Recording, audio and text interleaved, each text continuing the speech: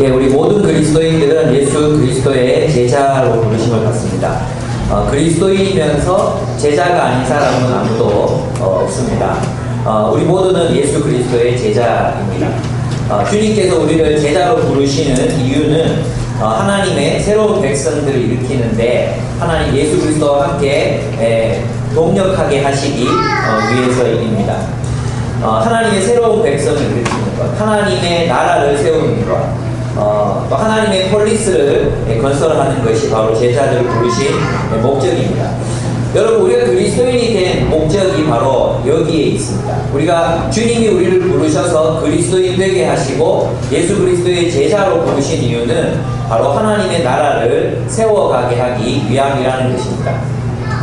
이런 특별한 어떤 영적 엘리트들을 위해서 주어진 소명이 아니라 우리가 예수의 제자가 되었을 때, 예수를 따르고자 결심했을 때 일어나는 일이라는 것입니다. 특별한 영적 엘리트들이 아닙니다. 여러분, 마태복음 28장 마지막에 가면은 제자들에게 예수님께서 또 명령을 내리십니다. 어떤 명령이셨습니까?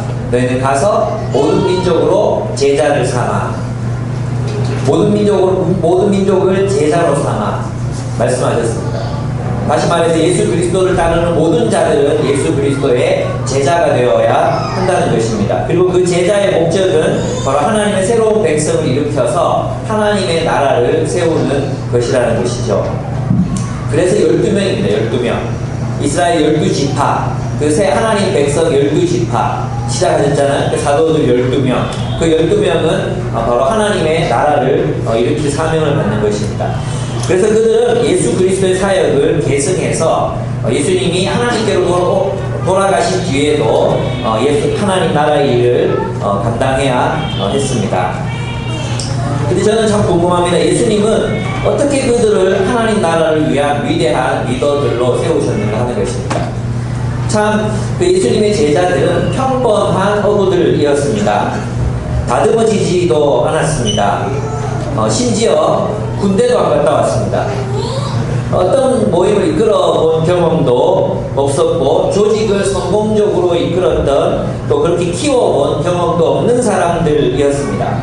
근데 예수님은 그런 사람들을 선택하셔서 그들과 함께 하셨습니다. 그리고 그들을 세우셨습니다. 여러분, 그 문화 변형 이론을 공부해 보시면 아시겠지만 문화는 항상 중심에서 변방으로 변화되어 갑니다. 서울에서 지방으로, 중심에서 변방으로, 그렇게 문화는 변화되어 갑니다. 높은 곳에서 낮은 곳으로 흘러갑니다. 바로 그것이 상식입니다. 그런데 여러분, 예수님이 길렀던 이 제자들은 전혀 다른 모습으로 세상을 변화시켰습니다. 그들은 변방 갈릴리에서 일어나 중심 예루살렘으로, 또 그 유대의 중심이었던 예루살렘에서 세상의 중심인 로마로 영유해 들어갔습니다. 그들이 변방에서 일으켰던 이 작은 운동은 결국 세상의 중심이었던 로마를 변화시켜 놓고야 말았습니다. 여러분, 이 비결이 궁금하지 않습니까? 이들을 길러낸 예수님은 정말 대단한 분이라는 생각이 듭니다. 여러분, 훈련하면 어떤 나라가 떠오르시죠? 훈련하면 스파르타가 떠오릅니다. 스파르타. 예, 스파르타보다 더 강력한 군대를 길러낸 나라들이 있었겠습니까? 스파르타는 어릴 때부터 아이들을 전사로 길렀습니다. 어릴 때부터 삭발을 시키고 집단 생활을 하게 했습니다. 맨발로 살게 했습니다. 맨발로. 그리고 1년 내내 한 겹 옷만 입고 지내게 했습니다. 이 그리스라든지 우리나라랑 비슷한 이 기후를 가지고 있거든요. 추울 때 굉장히 춥습니다. 잠자리는 갈대잎을 모아서 직접 만들어서 자게 했습니다. 우리 현은이 명은이 같은 아이들을 그렇게 길렀다는 것입니다. 전사로 기르기 위한 것이었습니다.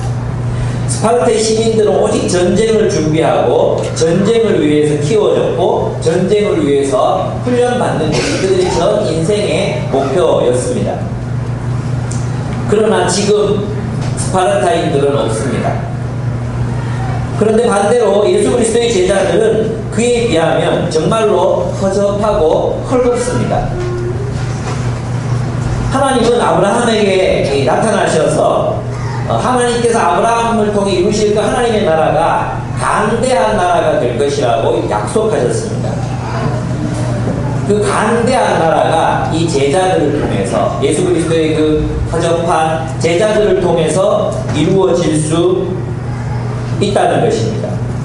만약에 그 예수님의 12제자들을 바라보면서 하나님의 그 약속, 아브라함을 통해 이루실 그 강대한 나라가 이 허접해 보이는 이 12명의 제자들을 통해서 그 약속이 실현된다고 믿는 사람이 있었다면 그는 바보이거나 멍청이였을 것입니다.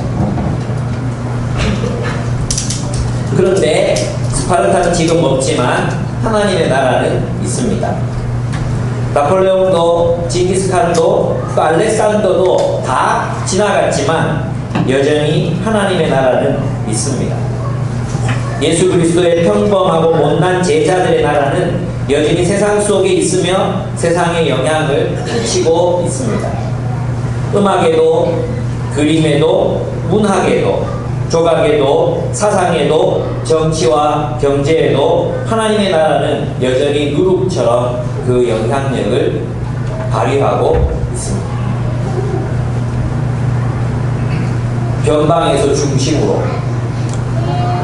버려진 자들이 권력을 가진 자들을 뒤엎었습니다. 작은 자들의 연대가 강력한 자들의 연대를 깨뜨렸습니다. 이런 일은 지금도 일어날 수 있습니다. 지금도 일어나고 있는 일입니다. 무엇을 통해서요? 예수님의 제자 훈련을 통해서입니다. 스파르타는 그렇게 강력하게 사람들 훈련시켰는데도 멸망했습니다.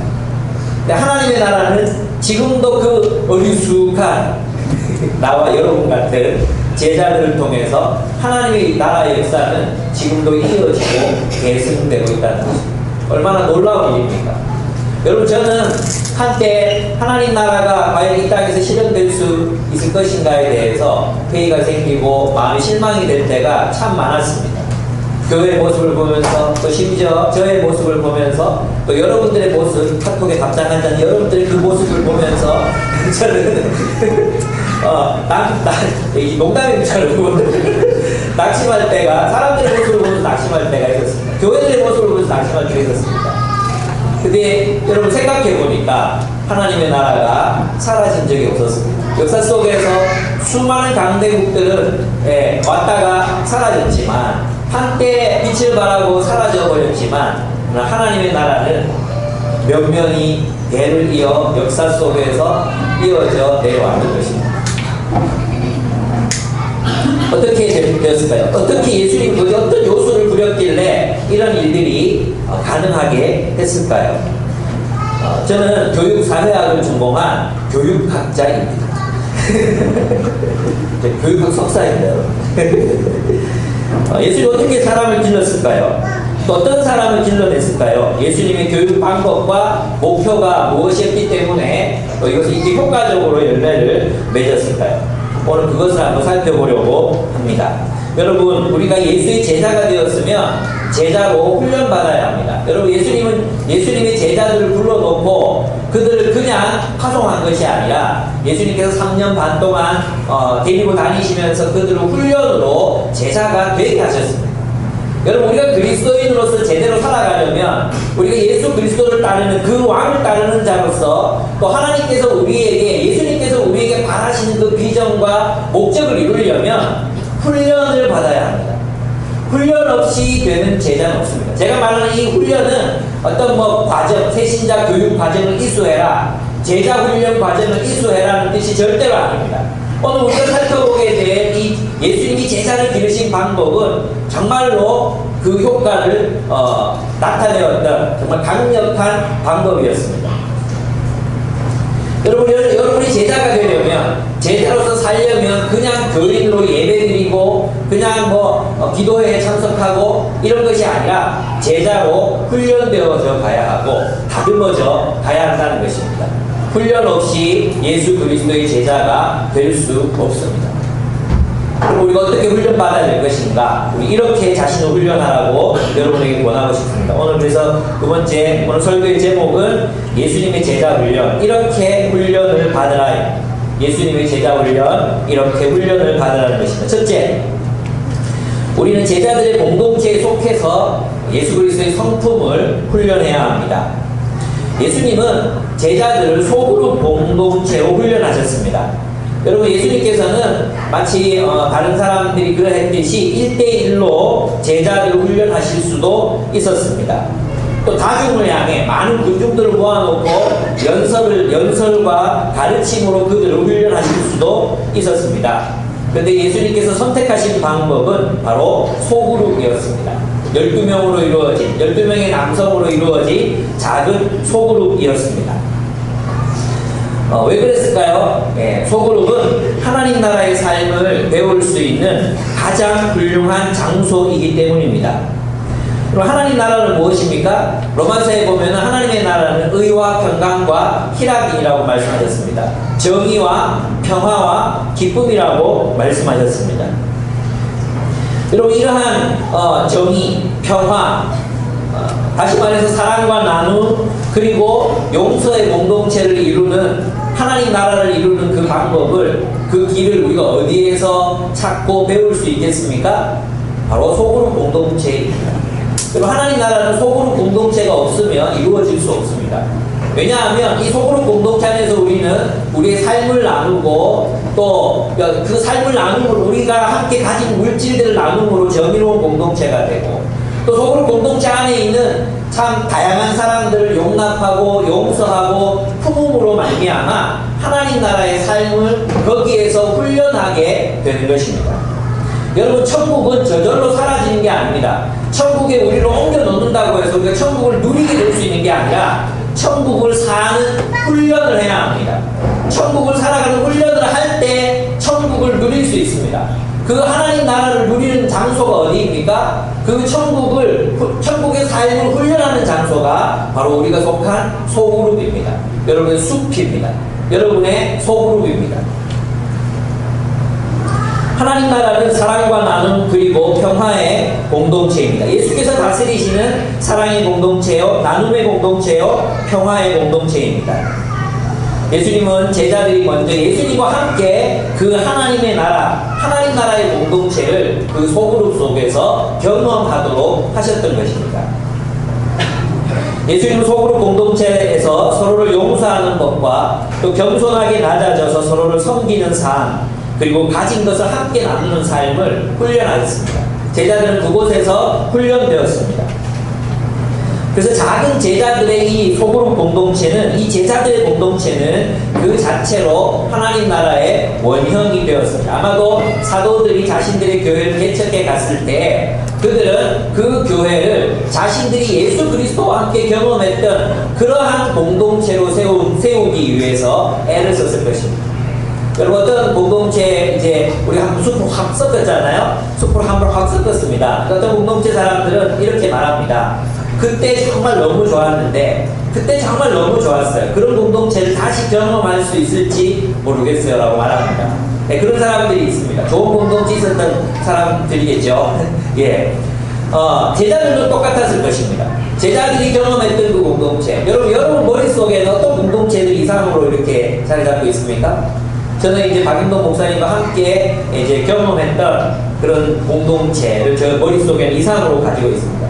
예수님도 마찬가지는, 예수님의 제자들도 마찬가지로 예수님의 그 제자들이 예수님과 함께 나누었던 그 원형의 소그룹 공동체, 그것으로 그들의 교회를 세워갔을 것입니다. 그리고 비교했을 것입니다. 아, 예수님의 공동체는 이랬는데, 예수님의 공동체 이렇게 용서하고 서로 사랑했는데, 그러면서 그들은 함께 예수님이 세우셨던 그 하나님 나라의 공동체를 닮아가고자 애를 썼을 것입니다.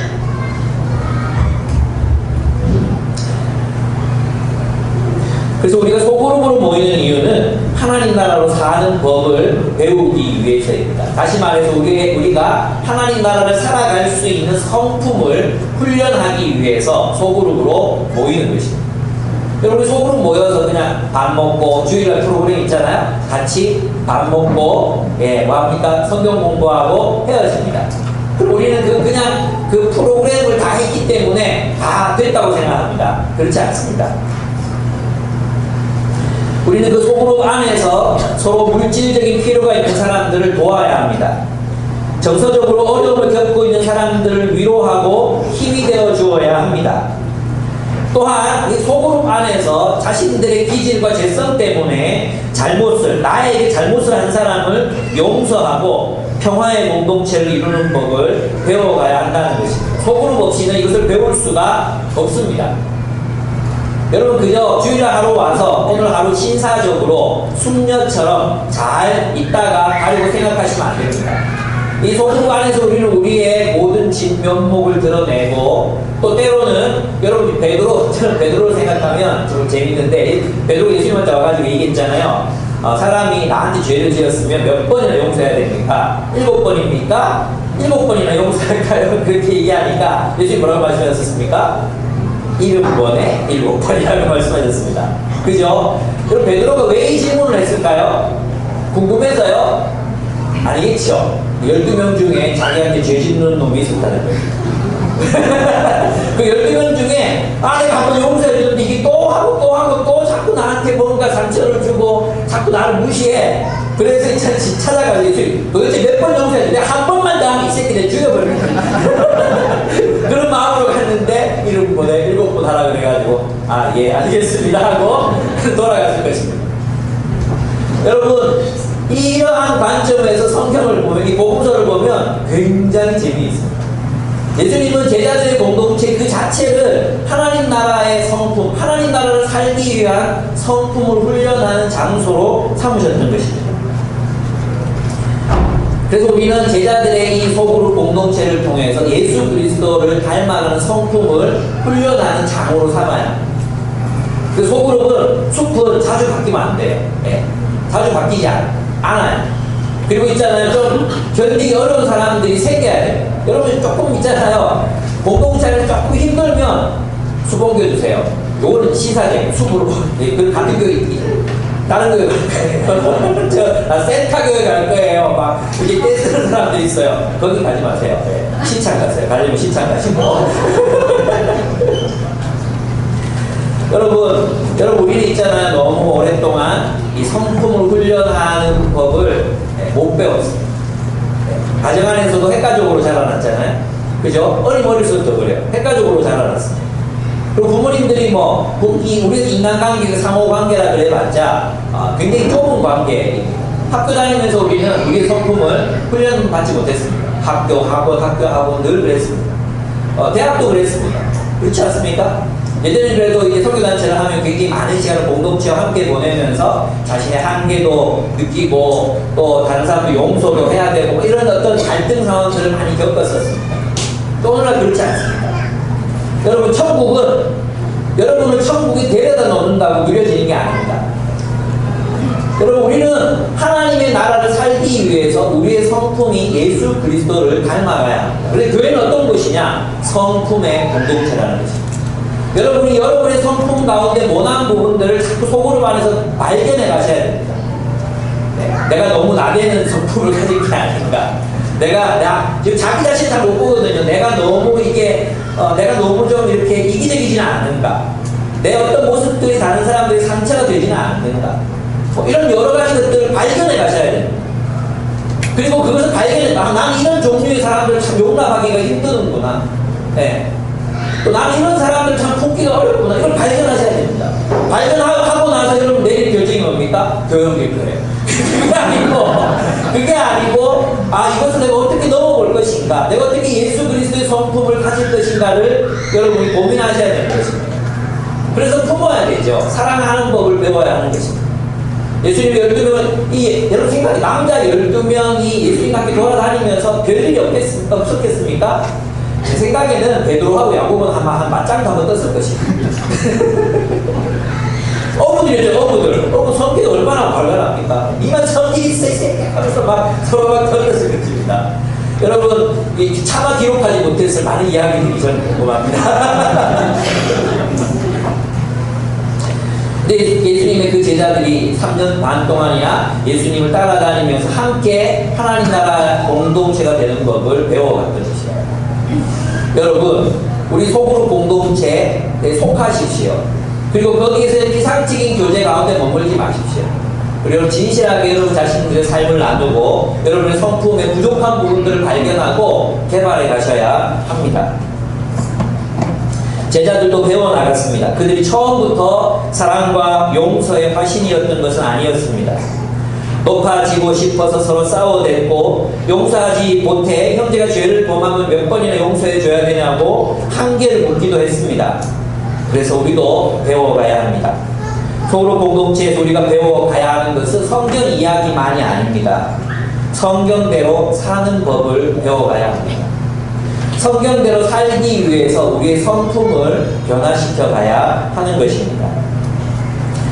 그들은 예수께 배운 그대로의 공동체를 세워갔습니다. 그래서 초대교회는, 여러분 있잖아요. 그런 질문 자주 하죠. 초대교회는 11조가 없었습니다. 그죠? 11조 강조 안 했습니다. 여러분 왜 초대교회가 11조 내라고 얘기하지 않는지 아십니까? 다 나눴거든요. 다. 자신들의 소유를 다 나눴거든요. 다 나누는 사람들에게 11조가 뭐 필요합니까? 우리는 겨우 10분의 1 내는 거 가지고 뭐 힘들어 하잖아요. 초대교회는 11조 얘기할 필요 없었어요. 다 나눴거든요. 그럼 어디서 배웠겠습니까? 예수의 공동체 속에서 배웠거든요. 여러분 11조를 강조해야 될 시기, 우리는 11조를 강조할 게 아닙니다. 뭘 강조해야 됩니까? 형제와 자매들을 위해서 다 나누도록 훈련해야 합니다. 제자들은 그런 삶을 살았습니다. 그래서 여러분 초대교회 역사를 보면 초대교회는 당연히 자신들이 가진 것을 나누는 삶을 살아냈습니다. 의심이 가신다면 교부들의 책을 사서 보십시오. 그들은 그것을 자랑했습니다. 자랑했습니다. 소그룹은 하나님의 말씀을 삶으로 살아내는 장소예요. 여러분의 소그룹은 하나님의 정의가 실현되어야 할 근본적인, 기초적인 장소예요. 여러분의 소그룹 안에서 여러분의 삶과 물질과 기도와 고민과 고통을 나누지 않는다면 하나님 나라는 없는 거예요. 하나님 나라 어디 있습니까? 하나님 나라 없는 거예요. 하나님 나라가 여러분의 소그룹 안에서 발견되고 나타나지 않는다면 하나님 나라는 없는 것입니다. 여러분의 소그룹이 정의로운 공동체, 그래서 약자를 돌보고 또 가난한 자를 섬기고 또 서로 사랑하고 용서함으로 평화의 공동체를 이루어가는 일, 그러한 일들이 소그룹 안에서 이루어지지 않는다면 하나님 나라는 없는 것입니다. 여러분의 소그룹이 천국이 되어가게 하십시오. 여러분의 숲이 천국이 되어가게 하십시오. 그것이 우리의 사명인 것입니다. 우리 한국교회는 이렇게 살아본 적이 별로 없었어요. 초대교회는 이렇게 살았어요. 그리고 우리가 이제 그 가정수 리더들과 함께 자천교회를 갔습니다. 그리고 이제 그분이 이제 기독교 역사, 우리 한국 초대교회에서의 전공자이신 박사님이신 목사님께서 그래서 저희 질문했습니다. 한국교회가 초대교회는 정말 막 양반 쌍놈 할 것, 어떨 때는 이 쌍놈이 목사가 되고 양반이 장로가 되고 섬기고 이런 일들이 한국교회 안에 일어났고, 자신의 재산을 다 팔아서 막 가난한 사람들이 나눠주는 일들이 초대교회 안에 분명히 있었는데 언제부터 이렇게 기울었냐고. 일제시대다. 일제시대 때 많은 사람들이 신사참배하고 일제에 협력하게 됩니다. 그리고 그 일제시대 때 그 권력을, 기독교 교권을 가졌던 사람들이 결국 군사정권, 이승만 독재정권, 또 군사정권에 협력하게 됩니다. 그래서 결국은 이 변혁이 일어나지 못한 거죠. 변혁이 일어나지 못한 것입니다. 그래서 지금까지 계속해서 그때의 교권을 잡았던 사람들이 지금도 교권을 행사하고 있습니다. 이 말은 무엇을 말하는 것입니까? 네, 우리가 하나님의 나라를 제대로 교회를 통해 경험해 본 적이 없다는 것입니다. 우리 새롭게 시작해야 합니다. 그래서 저는 이제 그 목사님 말씀드린 어떤 생각이냐면, 개혁은 불가능하다. 새로 시작해야 된다. 새로운 교회들이, 정말 하나님 나라의 가치를 가진 새로운 교회들이 많이 일어나야 된다. 그런 생각을, 확신을 다시 한 번 더 갖게 되었습니다. 여러분의 비교 기준은 옛 교회들이 아닙니다. 우리의 비교 기준은 사도들의 공동체였고, 또 정말 주님께서 그 사도들을 통해서 일으키신 최초의 그것이 우리의 원형이 될 수는 없지만 모범이 될 수 있습니다. 우리 그런 공동체를 함께 세워가야 하는 것입니다. 여러분, 사회정의 많이 얘기하죠. 또 사랑하자, 평화 뭐 많이 얘기하죠. 그거 어디서 시작해야 됩니까?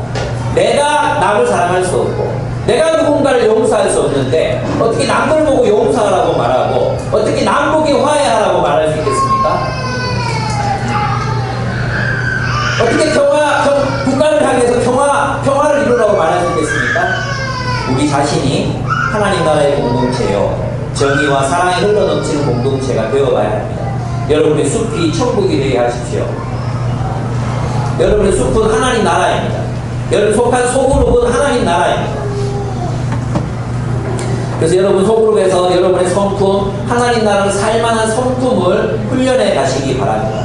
여러분 있잖아요, 부부관계가 언제 성장하는지 아십니까? 부부관계는 결코 젠틀한 관계가 아닙니다. 여러분 부부관계가 마치 데이트할 때 정장 입고 안 하나? 네. 데이트할 때 굉장히 차려입고, 정장이 아니라 차려입고 데이트하잖아요? 결혼은 어떻습니까? 차려입고 식사하십니까? 차려입고 이 관계하십니까? 그렇지 않습니다.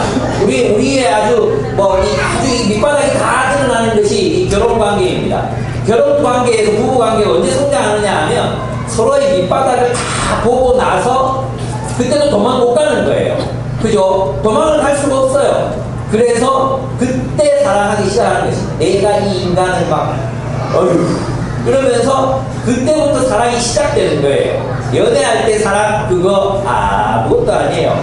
환상이에요. 환상. 그거 다 가면 쓰고 하는 헛개비 거짓 연극 노름이에요. 여러분 진짜 관계는 결혼하고 나서 시작되는 것입니다. 그렇지 않습니까? 우리가 진짜 하나님 나라가 되는 것은 언제부터인지 아십니까? 서로의 밑바닥을 다 보고 나서부터라는 겁니다. 우리가 서로 젠틀한 관계가 아니라 정말 못 견디고 너무 힘들고 어렵고 예? 그것을 넘어야 우리가 천국이 되어갈 수 있습니다. 우리 그런 공동체를 세워갔으면 좋겠어요. 그래서 여러분 포기하지 마십시오. 공동체 안에서 여러분의 한계도 드러나고 다른 사람들의 한계도 드러날 것입니다. 그러나 그래 한번 사랑해보자, 그래 용서하자, 하나님 나라 세워가자, 우리 가족이니까 생각하자. 두 번째, 예수님이 행하시는 일을 보고 리더십을 훈련해야 합니다. 여러분 제자들이 가장 많이 한 일이 뭔지 아십니까? 제자 훈련에서 제자들이 가장 많이 한 일이 뭐죠? 예수님이 하는 일을 본 거예요. 제자들이 한 거 별로. 여러분 있잖아요, 성경 쭉 읽어보면 제자들은 예수님 따라다니면서 뭐 했습니까? 구경했어요. 제자들이 한 일이라고는 예수님 따라다니면서 예수님이 일으키시는 일들, 기적을 보고 구경했습니다. 그리고 말씀을 들었습니다. 근데 이것이 굉장히 중요한 것입니다. 여러분 보는 것, 우리는 있잖아요, 보는 것으로 배우는 존재들. 인간은 보는 것으로 배우는 존재들입니다. 예수님이 병든 자를 고치고 귀신 들린 자를 해방시켜 주실 때, 또 여러분이 본문에서 읽었던 것처럼 예수님이 그 참 목자 없어 유리한 양떼들 같은 그들을 바라보시면서 긍휼히 여기시는 모습을 곁에서 보았습니다. 예, 과부의 아들이 죽어서 막 슬퍼하고 있을 때 예수님께서 함께 우시는 것을 제자들은 보았습니다. 보는 것입니다. 여러분 제자 훈련의 가장 중요한 부분은 듣는 것 이전에 보는 것입니다. 그래서 이제는 리더는 이끄는 자가 아니라 따르는 자여야 합니다. 여러분 우리가 영적 리더가 된다는 것은 예수 그리스도를 따를 때 그 따르는 모습을 보고 제자들이 배웁니다. 우리가 지시하고 말하는 것으로 사람들이 행동하는 게 아닙니다. 여러분 제가 자주 얘기했죠. 자녀들에게 책 좀 읽어라 이렇게 말하면서 부모가 책을 읽지 않으면 이 형아는 뭘 배우느냐면 동생에게 책 좀 읽어라 이렇게 명령하는 법을 배우지 절대 책을 펴지 않습니다. 어떤지 책을 봅니까? 엄마 아빠가 책상 앞에서 앉아서 책을 펴고 책을 읽고 막 이런 감탄하고 막 이럴 때 아이들도 책을 읽게 됩니다. 보는 것으로 배우는 것입니다. 인간에게는 모방하는 능력이 있습니다. 그리고 우리 안에 있는 신경 중에도 그런 신경이 있고 모방, 거울 뒤에 거울 뭐하라 그러는데 그런 게 있대. 그래서 인간은 보는 것으로 배우게 되어 있습니다. 그래서 봐야 합니다, 여러분. 봐야 합니다. 제자들은 예수님이 어떤 상황에서 무엇을 가르치시는지를 지켜보았습니다. 그래서 여러분 있잖아요, 미용실 가보셨습니까? 미용실 가보면 이제 배우는 아가씨들 있잖아요. 배우는 아가씨들 미용 무슨 이런 과 이런 전공한 사람들이 와서 배우잖아요. 그럼 뭐를 합니까? 옆에 서 있습니다. 옆에 서서 계속 봅니다. 계속 보는 거예요. 보는 게 얼마나 중요하죠. 그렇게 보다 보면 배우는 것입니다. 예. 저희 아버님이 이제 알루미늄 샤시, 토건일 이런 거 많이 하셨거든요. 근데 저는 그런 일에 재주가 별로 없는 사람이에요. 근데 이제 아버님이 일을 하시니까 저도 이제 한 번씩 같이 일을 도와야 되겠잖아요. 그러다 보면 저는 이제 몽키하고 스패너도 구분을 잘 못해요. 벤치, 스패너, 몽키, 지금도 이게 몽키, 이게 스패너인지 잘 모르겠어요. 근데 기계에 완전히 꽝이에요, 꽝. 근데 있잖아, 하도 몇 년 동안을 같이 보니까 이제 웬만한 거는 이제 할 수 있어요. 변기 물이 터지고 이러면 불안하잖아요. 근데 저는 이제는 좀 그걸 고칠 수 있어요. 여러분, 문이 있잖아요. 문이 이렇게 열고 닫는 게 고장날 때 어떻게 교환하는지 아십니까? 이거 모르죠? 이거 어려워요, 이거. 저 옆에서 계속 봤거든요. 그러니까 이제 할 수 있게 됐어요. 예. 보는 것이 중요합니다. 제자 훈련은 보게 하는 것입니다. 여러분 있잖아요. 우리 그런 얘기 합니다. 그래서 몸으로 누군가가 되어가는 것이 제자훈련. 예수님처럼 되어가는 것이 제자훈련의 핵심이겠죠. 그렇죠. 되어가는 것. 근데 오늘날 우리는 누군가가 되어간다는 것에 굉장히 거부감이 있습니다. 누군가처럼 된다는 것에 굉장히 거부감이 있습니다. 그래서 주로 뭐라 얘기합니까? 너 자신이 되라 이렇게 얘기합니다. 너 자신이 되라. Be yourself. 오리지널스의 저자 애덤 그랜트가 그런 얘기를 했습니다. 우리가 어떤 목표를 성취하려면 너 자신이 되지 말고 되고 싶은 사람이 되라고 조언합니다. 여러분, 이 이야기는 굉장히 진실성을 가지고 있습니다. 어떤 굉장히 우리에게 중요한 진실을 이야기해 줍니다. 즉 무슨 말이냐면 우리 자신의 현재의 모습보다는 우리가 되어야 할 모습에 우리 자신을 맞추어 행동하라는 것입니다. 그렇게 할 때 원하는 목표를 이룰 수 있다는 거예요. 여러분, 우리는 때때로 우리 자신이 되기 위해서 그냥 머물러 있습니다. 그냥 자기 자신 안에 그냥 갇혀있는 사람들이 많습니다. 아, 이건 내 스타일이야. 이런 거 있잖아요. 이제 같이 하자 그러면 뭘 합시다. 아, 내 스타일 아닌데요. 제 스타일 아닌데요. 이러면서 있잖아요. 예, 마땅히 순종해야 하는 일인데도 불구하고 it's not my style. 난 내 스타일 아니에요. 그거 내 스타일 아니거든요. 이러면서 안 해요. 예. 우리는 이제 우리 왜 그렇게 자기 스타일을 고집하는지 모르겠어요. 예. 우리 그걸 넘어설 때 성숙한 인간이 될 수 있거든요. 우리 자기 스타일을 넘어서고 자기 자신을 극복하고 자기 자신을 깨고 나와야 성숙할 수 있거든요. 근데 많은 사람들이 우리 이걸 도와준 찬양 있죠? 있는 모습 그대로, 있는 모습 그대로. 이 얘기 무슨 얘기입니까? 있는 모습 그대로 나오라 그랬지, 있는 모습 그대로 그냥 가만히 있어라고 얘기한 적 없어요. 근데 우리는 자꾸 있는 모습 그대로 나와가지고 예수 처음 믿을 때 모습 그대로 남아있어요. 성숙하지 않은 모습 그대로 남아있어요.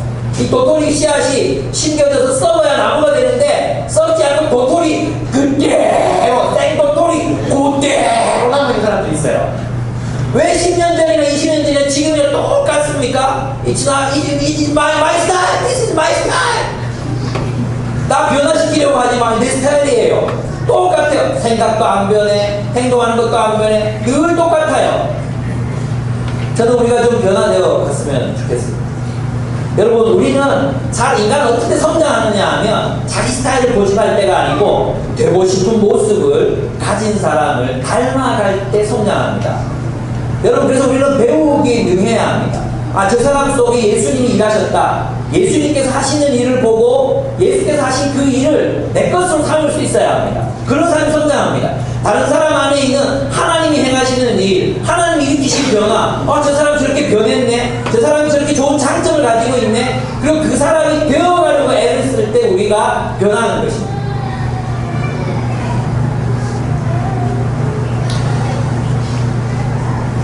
저는 박영덕 목사님을 보고 배웠습니다. 저는 그분에게서 이런 걸 배웠습니다. 리더를 선택하고 세워서 키워가는 법, 사람을 칭찬하는 법, 모임을 유쾌하고 즐겁게 이끄는 법, 고난과 반대를 이겨내는 법, 믿음대로 사는 법, 기도한 대로 믿고 실천하는 법, 성경을 연구하는 법, 남을 위해 시간을 내어주는 법, 진실하게 살아가는 법, 이런 것들을 배웠습니다. 구체적으로 다 이야기하면 너무 길기 때문에 저는 그런 것들을 배웠습니다. 리더는 그런 의미에서 시범을 보여주는 사람입니다.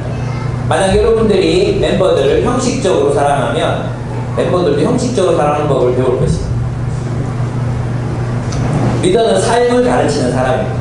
사람을 어떻게 사랑하는지, 사람이 도움이 필요할 때 어떻게 그와 함께 있어주는지, 시간을 내어주는지, 정말 사람들이 물질적인 필요가 있을 때 어떻게 자신의 재정으로 그들을 섬기는지, 자신이 피곤함에도 불구하고 어떻게 다른 사람들 사랑하기 위해 자신을 허비하는지, 이러한 모습을 보여주는 사람이 리더예요. 제자는 그 모습을 배우고 닮아가는 사람들입니다. 여러분의 리더를 보고 배우십시오. 또 리더들은 예수 그리스도의 모습을 보고 배우십시오. 리더뿐만 아닙니다. 공동체 지체들 속에서도 우리 예수 그리스도를 따르는 삶을 배울 수 있습니다. 보고 배우십시오. 여러분 자신으로 남아있지 마십시오. 여러분 자신으로 남아있지 말고 누군가가 되어가십시오. 여러분이 되고 싶은 모습으로 변모되어 가시기를 바랍니다. 그럴 때 성장이 있습니다. 그럴 때 성숙함이 있습니다. 여러분 누구를 닮고 싶습니까? 그분을 멘토로 삼으십시오. 그리고 만나달라고 하십시오. 제자는 리더가 선택하는 거지만 멘토는 멘티가 선택하는 겁니다. 그리고 여러분이 그냥 멘토해주세요 그러면 되잖아요. 그냥 한 달에 한 번씩 전화해서 밥 사주고 그냥 만나면 됩니다.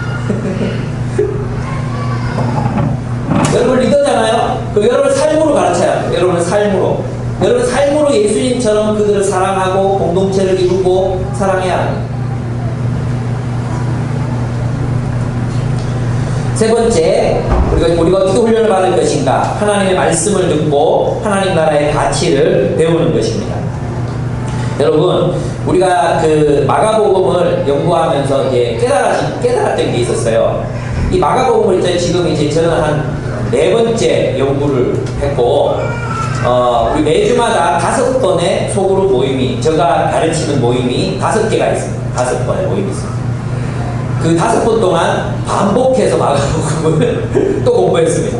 그러면서 진짜 제가 느낌에, 와, 정말 이게 다른 거예요. 예전에 읽었던 마가복음은, 뭐 이렇게 기냐고, 사건이 많고, 이해가 안 되는 거예요. 근데 이번에는 이제 좀 이해가 되기 시작했어요. 내가 생각이 바뀌니까 마가복음이 이해가 되기 시작하더라고요. 예수님은 하나님 나라의 복음을 시도 때도 없이 전하셨습니다. 근데 우리가 마가복음, 누가복음을 느끼는 건 뭐냐면 제자들은 그 말을 못 알아들었습니다. 심지어 예수님 십자가에 달려 돌아가실 때까지도 못 알아들었습니다. 그죠? 근데 어느 순간 깨닫습니다. 부활하신 예수님을 목격하고 어느 순간 깨닫습니다. 근데 부활하시고 나서도 다 못 알았던 것 같아요. 그래서 40일 동안 남아 계시면서 제자들에게 하나님 나라를 가르치셨습니다. 그렇죠. 제자들은 예수님 말씀 이해하지 못했습니다. 잘 이해하지 못한 게 아니라 아예 못 알아들었습니다. 어떻게 이해할 수 있겠습니까? 여러분, 사람들은 저마다의 세계관으로 성경을 읽게 되어 있습니다. 변화되지 않은 세계관으로 성경을 읽으면 이 성경이 말하는 대로 읽히지 않습니다. 우리가 예수님의 제자라면 이해되지 않지만 이 예수님 말씀 들어야 돼요. 제가 로마서를 강의하고 난 뒤에 여러분 피드백을 받았는데 많은 분들이 이제 감사해요. 목사님 우리 설교자라서 참 좋아요. 이런 아부성의 멘트들을 많이 제가 삐졌다는 걸 아시고 여러분들이 많이 올려주셨습니다. 제가 얘기하면 리더들한테 로마서 피드백 좀 올리려고 했는데 10시간 동안 아무도 안 올리고 제 밑에 카톡으로 아무 글자도 올라오지 않았어요. 그래서 제가 강요했거든요. 피드백을 강요했어요. 많이 올리지 않으면 큰일이 일어날 것이다 하면서 협박했거든요.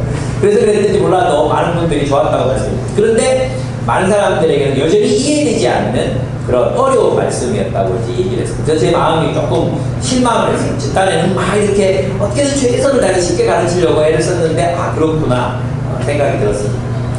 그래서 조금 더 노력해야지 이런 마음도 들었습니다. 그래서 한편으로는 어쩌면 이해 못하는 게 당연할 수도 있겠다 이런 생각이 들었습니다. 그리고 한편 소망이 생겼습니다. 언젠가 알게 되겠지. 여러분, 성경의 이야기를 우리가 듣는 즉시로 이해한다면 우리는 이미 예수님 수준에 와 있는 거죠. 아마 이해가 안 될 것 같아요. 그죠? 그래서 우리 꾸준히 하나님 말씀을 들어야 해요. 듣다 보면 어느 순간 이해되기 시작합니다.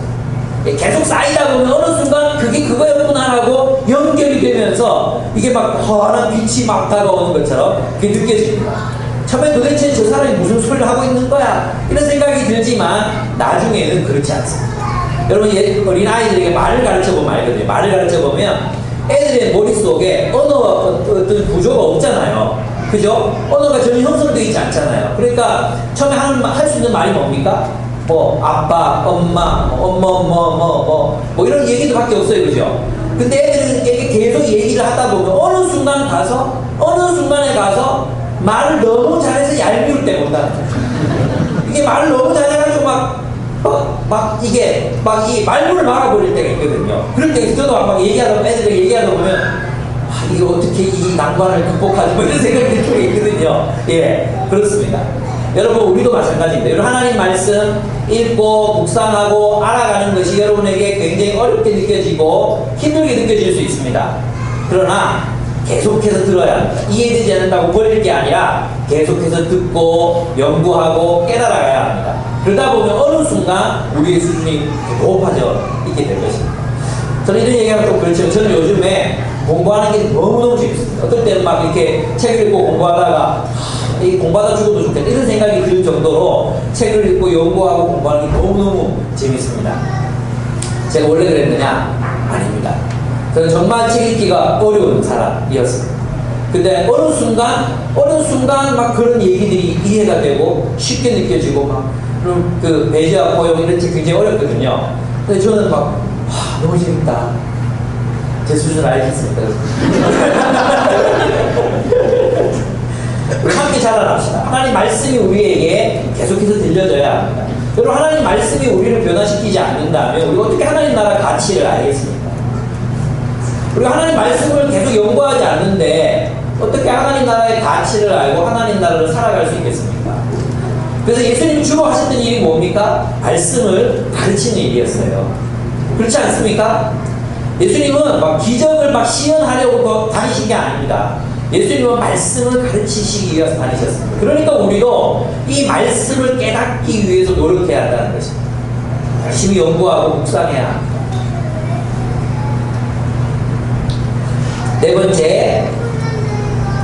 네 번째, 제자들의 공동체와 동력함을 배우십시오.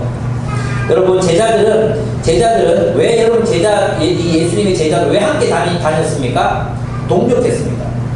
그럼 제자가 된다는 것은 있잖아요. 예수님의 제자 공동체와 함께 동력하는 삶을 산다는 것을 의미합니다. 여러분, 예수님 왜 제자들 불렀어요? 동력자로 삼으신 것입니다. 하나님 나라 세우시는 일에 동력자로 삼으신 것입니다. 그래서 우리가 예수의 제자가 된다는 것은 무슨 뜻이냐 하면 함께 이 사람들과 함께 하나님 나라의 사역을 감당하는 사역자, 동력자가 된다는 것을 의미해요. 여러분, 교인 따로 있고 사역자 따로 있는 게 아닙니다.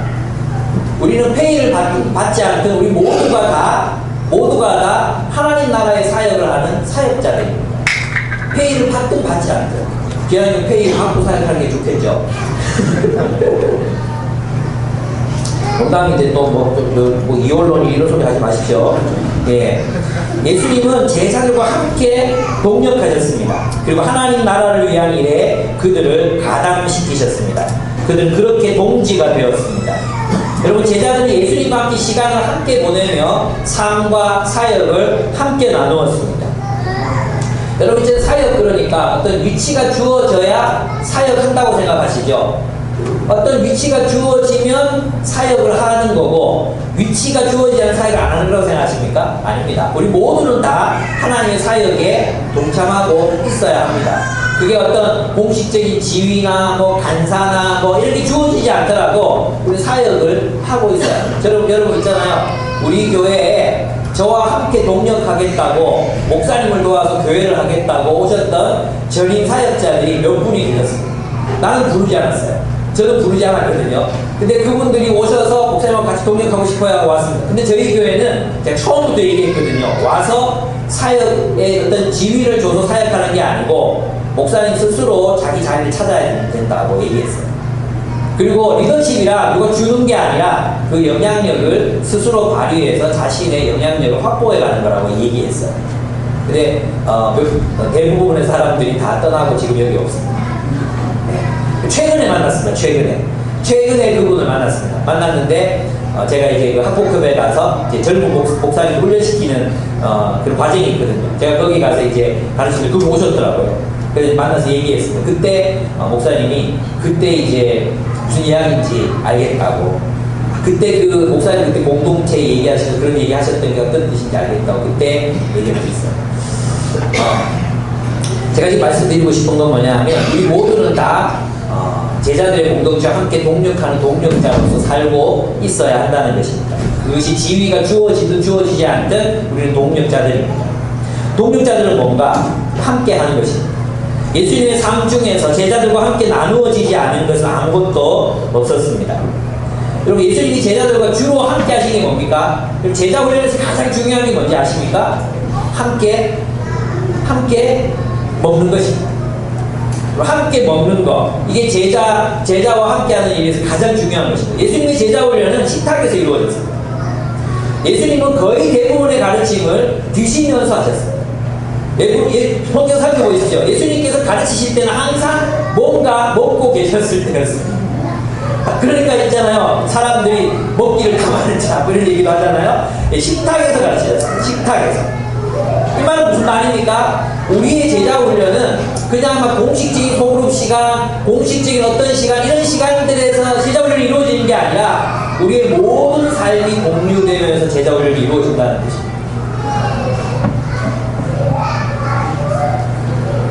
함께 먹었습니다. 병자를 고치는 순간에 또 사람들을 가르치실 때도 함께 있었습니다. 함께 사람들의 집을 방문했고 함께 서기관과 바리새인들의 공격을 받게 됐습니다. 그들은 함께 영광을 받았고 함께 비난을 당했습니다. 여러분 이렇게 함께함이 없이는 제자 훈련이 이루어지지 않습니다. 여러분 교회 예배만 참석하고 책을 읽고 말씀을 묵상한다고 예수의 제자가 되는 게 아닙니다. 예수의 제자가 된다는 것은 함께 동력하는 공동체를 이룬다는 것입니다. 그게 아니면 뭡니까? 제자들이 왜 함께 먹고 함께 돌아다녔습니까? 그들이 동력하지 않는다면 한량입니다.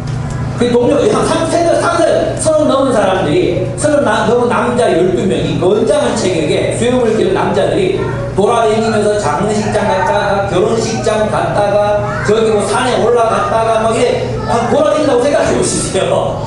얼마나 웃기는 상황이겠습니까? 그들이 하나님 나라를 위해서 동력하지 않는다면 함께함이 아무 의미가 없습니다. 여러분 우리가 술 모임을 하고 소그룹 모임을 하고 왜 합니까? 동력하기 위해서 하는 것입니다. 우리는 그냥 있잖아요. 조장이 가르치고 배우고 뭐 같이 밥 먹고 그 정도로 그치는 게 아니라 함께 하나님 나라 사역을 하기 위해서 모이는 것입니다. 리더들의 목적이 뭡니까? 리더들은 우리가 나에게 맡겨진 이 멤버들을 잘 양육해서 하나님 나라의 일꾼으로 함께 동력하는 동력자로 세우기 위해서 우리는 함께 일하는 것입니다. 함께 있는 것입니다. 우리 목표가 달라져야 합니다. 예수님의 비전은 어디에 있었습니까? 이 12제자가 온 세상 로마를 향하여 나아가서 그 로마의 하나님 나라의 폴리스들을 세우는 것, 하나님 나라의 공동체들을 건설하는 것을 예수님이 목표로 삼으셨습니다. 그리고 그 일을 제자들은 성공적으로 해냈습니다. 한 명 빼고, 바로 배신한 한 명 빼고는 대부분의 사람들이, 모든 제자들이 그 일을 성공적으로 해내었습니다. 여러분 우리가 함께 소그룹으로 모이는 이유가 무엇입니까? 동력자가 되기 위해서입니다. 여러분 왜 모입니까? 여러분 왜 소그룹으로 모이고 왜 숲으로 모입니까? 여러분 한번 질문해 보십시오. 왜 우리가 그렇게 모여야 되는지 여러분 생각해 보셨습니까? 교회 프로그램이니까, 기쁨의 교회는 이렇게 하니까, 성경 공부는 해야 되니까, 아니 뭐 교회 나가면서 그래도 사람들하고 좋은 인간관계를 맺어야 되지 않겠어요? 알아야 적응을 하지. 이 정도 수준입니까? 예수님은 그들을 동력자로 삼으셨습니다. 제가 여러분과 함께 모임을 하는 이유는 여러분들을 하나님 나라의 일꾼으로, 하나님 나라의 사도 같은 사람들로 세우기 위함입니다. 제 목표는 여러분들이 교회를 잘 출석하게 하는 것이 아니라 여러분들을 하나님 나라를 위한 동력자로 세우는 것입니다. 함께 일하기 위해서 저는 여러분들 앞에서 설교하고 여러분들을 만나고 모임을 합니다. 이것이 리더들의 목표입니다. 동력하는 법을 배우십시오. 그리고 여러분 정말로 여러분이 하나님 나라에 예수 그리스도의 제자가 되기를 원한다면 여러분 함께 동력하셔야 합니다. 리더를 돕고 함께 교회 사역에 동참하고 또 여러분 자신들의 사역을 찾으셔야 합니다. 지금 우리는 다음 세대에 위해서 멘토링 하고 있지만 반드시 멘토링을 해야 할 필요는 없습니다. 여러분의 사역들을 찾으실 수 있습니다.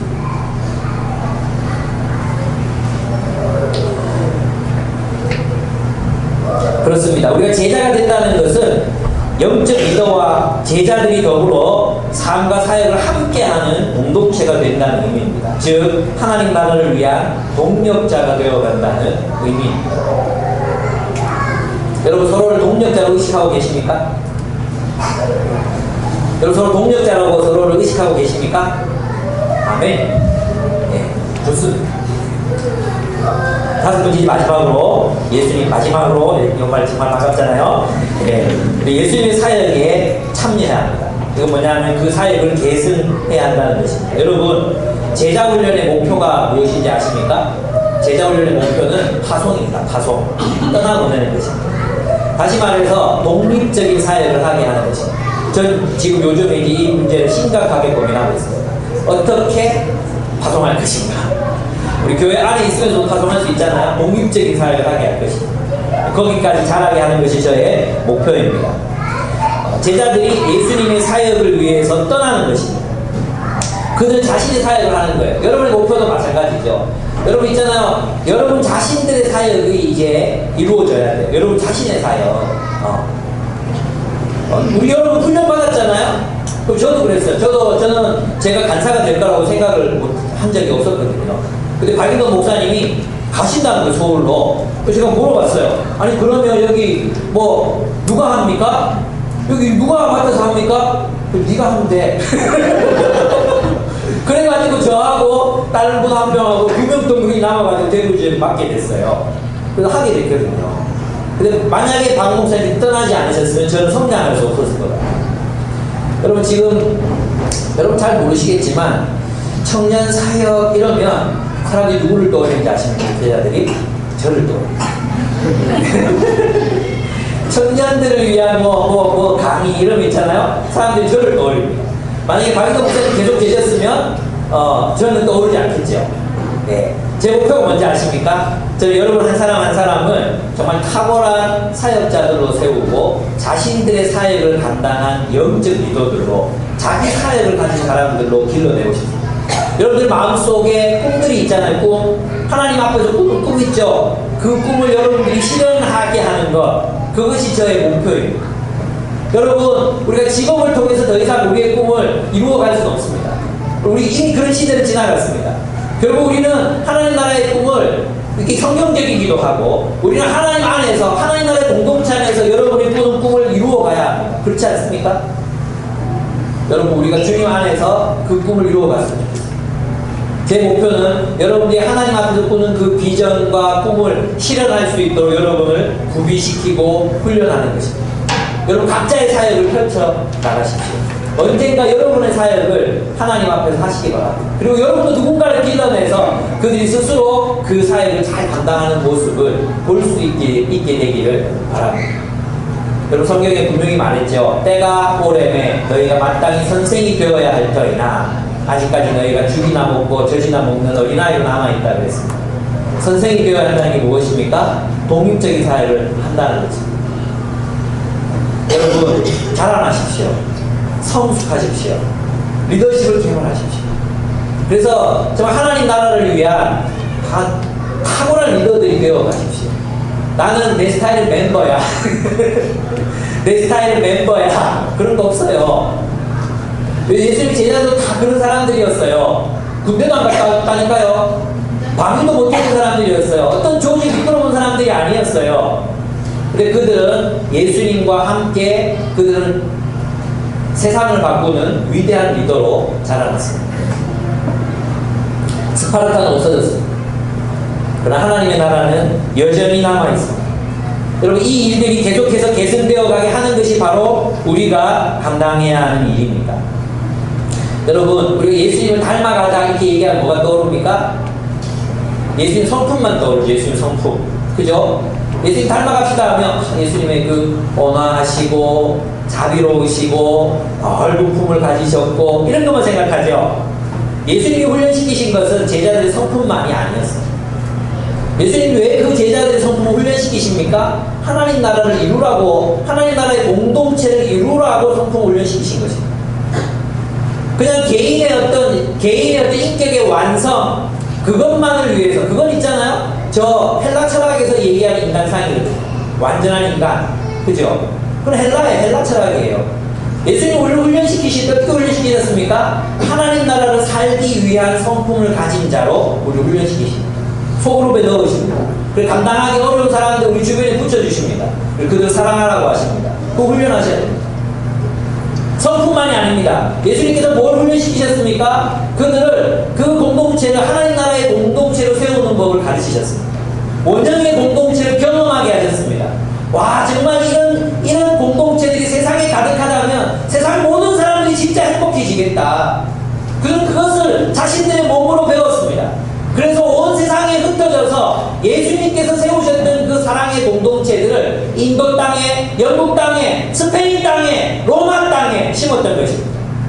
그들은 변방에서 시작해서 예루살렘으로, 또 예루살렘에서 저 로마를 향해서 진격해 들어갔던 것입니다. 그리고 하나님 나라의 공동체들을 통해 온 세상을 변화시켜 갔던 것입니다. 예수님께서 우리에게 배우라고 하시는 것은 성품만이 아닙니다.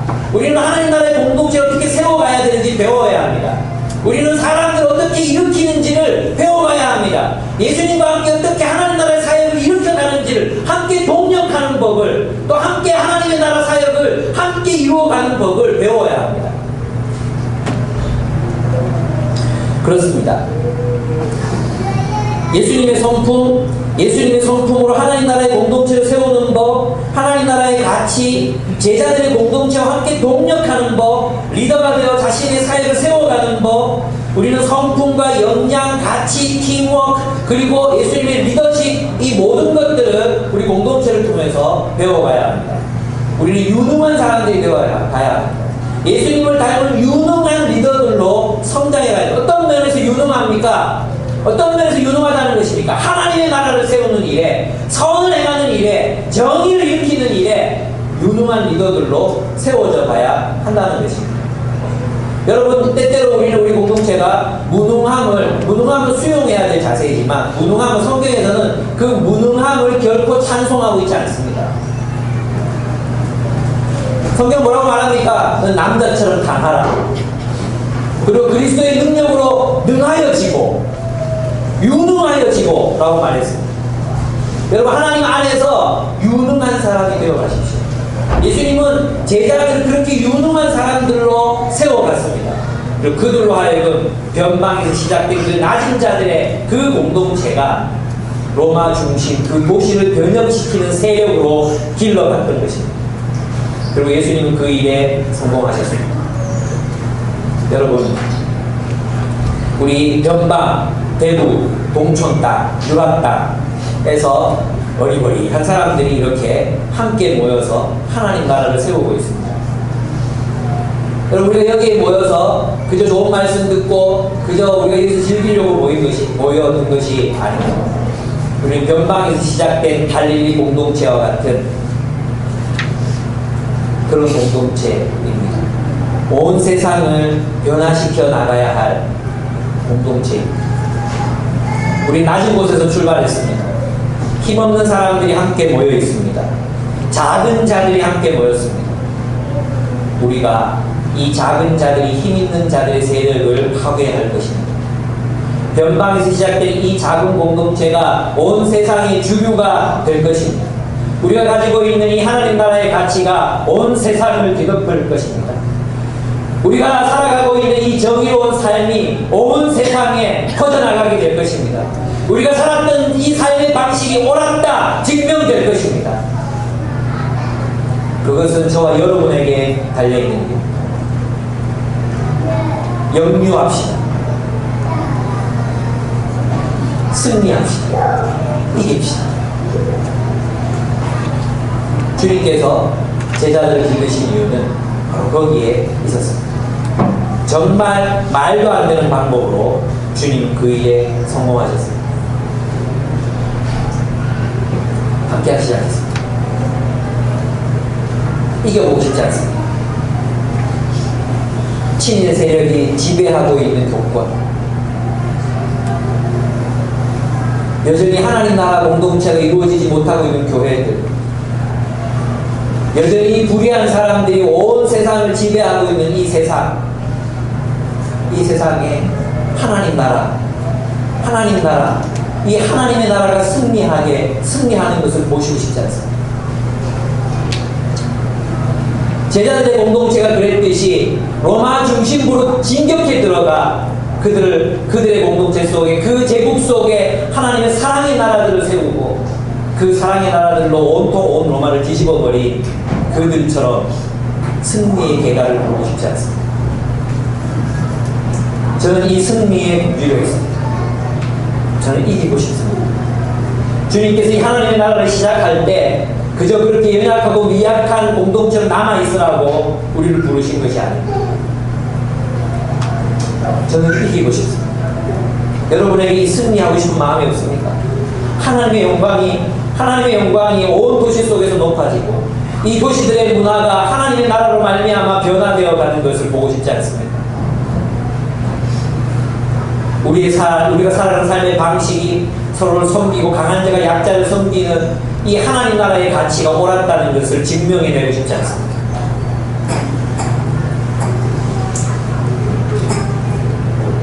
진짜 제자가 되어봅시다. 함께 기도하겠습니다.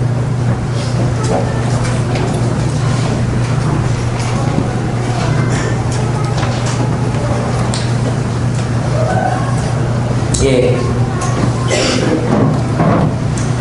주님께서 우리를 제자로 부르신 이유는 우리를 하나님 나라를 위한 동력자로 삼으셔서 이 세상 가운데 하나님 나라를 일으키기 위함이었습니다. 그 무능했던 제자들, 평범했던 제자들은 예수 그리스도와 함께 하나님 나라의 군사가 되어갔습니다. 스파르타도 없어졌습니다. 나폴레옹도 사라졌습니다.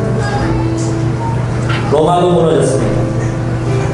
그러나 예수께서 시작하신 그 작은 공동체는 온 세상으로 뻗어나가고 있습니다.